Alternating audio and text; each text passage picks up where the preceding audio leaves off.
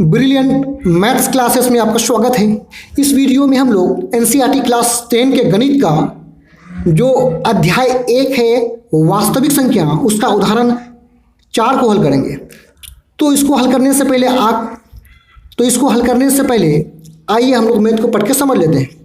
एक मिठाई विक्रेता मतलब मिठाई बेचने वाला के पास 20 काजू की बर्फियाँ और 130 बादाम की बर्फियाँ है। वो इसकी ऐसी ढेरियाँ बनाना चाहती है कि प्रत्येक ढेरियों में बर्फियों की संख्या समान रहे तथा ये ढेरियाँ बर्फी की प्रात में न्यूनतम स्थान घेरे। इस काम के लिए प्रत्येक ढेरी में कितनी बर्फियाँ रखी जा सकती है? विभाजन एल्गोरिथ्म से एचसीएफ ज्ञात करना पड़ेगा। यानी इन दोनों का जो एचसीएफ होगा वही होगा प्रत्येक ढेरी में बर्फियों की संख्या। तो आइए दोनों का एचसीएफ निकाल लेते हैं और जो निकलेगा वही होगा प्रत्येक ढेरी में बर्फियों की संख्या। यहाँ पे लिखेंगे हम लोग हल। चलिए अब देखिए दोनों संख्या 420 और 130 दोनों को यहाँ पे लिख लेते हैं। पहले क्या है 420 लिख लिए, अब यहाँ पे लिख देंगे 130। हम देख रहे हैं कि दोनों संख्या में बड़ी संख्या 420 है और 130 छोटी संख्या है, तो हम इसको इस प्रकार एक चिन्ह का प्रयोग करेंगे, अर्थात बड़ी संख्या की तरफ इसका मुंह को कर देंगे।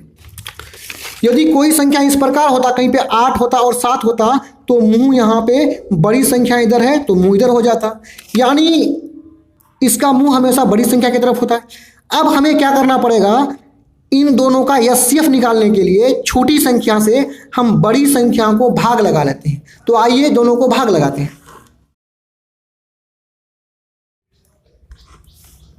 तो 3 मरतबा चला लेते हैं, 13 त्या 39, 390। अब इसको घटा लेते हैं हम लोग, 0 एक घटा दिए, 12 में हो गया 3 क्रॉस।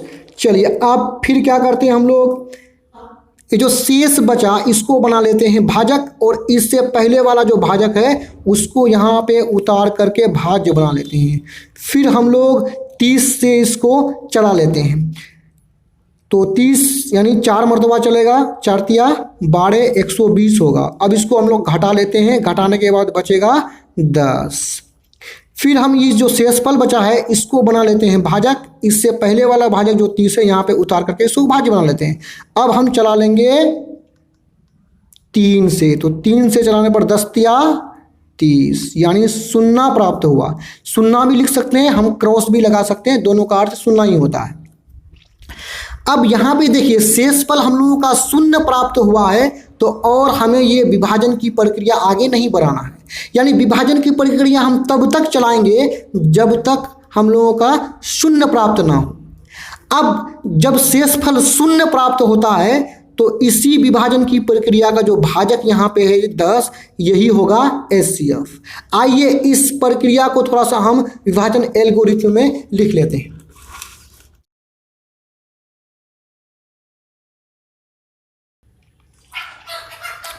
यूक्लिड विभाजन एल्गोरिथ्म से हम यहाँ पे ये भी लिख सकते हैं यूक्लिड विभाजन प्रमेय से।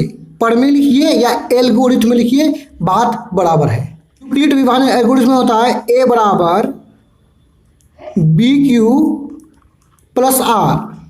अब ए बी क्यू और आर का मान इस विभाजन की प्रक्रिया से देख करके हम लोग यहाँ पे रख लेंगे। तो यदि विभाजन प्रक्रिया की बात करें तो ए का पोजीशन यहाँ है, बी का पोजीशन यहाँ पे है, क्यू का यहाँ पे, और शेषफल जो बचता है आर का पोजीशन यहाँ पे है। इसमें देखिए ए क्या है, तो ए यहाँ पे होता है बीच में, तो यहाँ बीच में 420 है, तो ए का मान 420 बराबर है, तो बराबर लिखेंगे। बी कहाँ है, इस लकीर के इस पार है, तो बी यहाँ पे 130।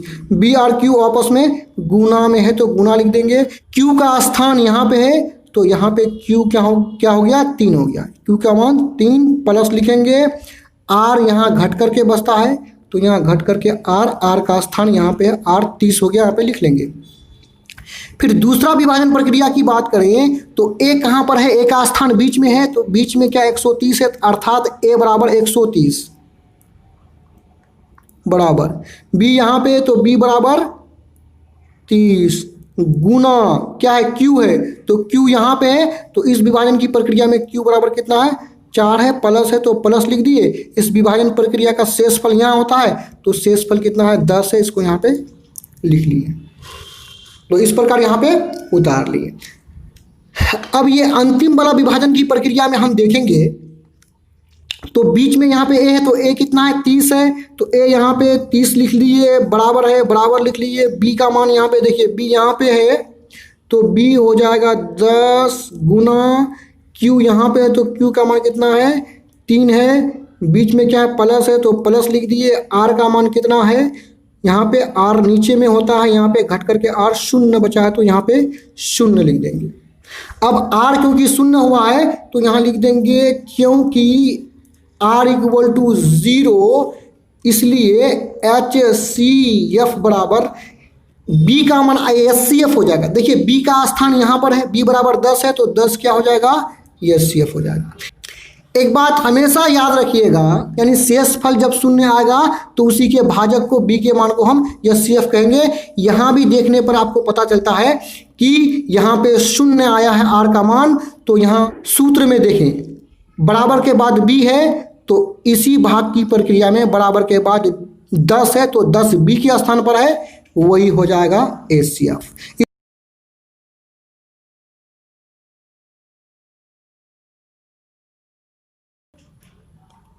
आंसर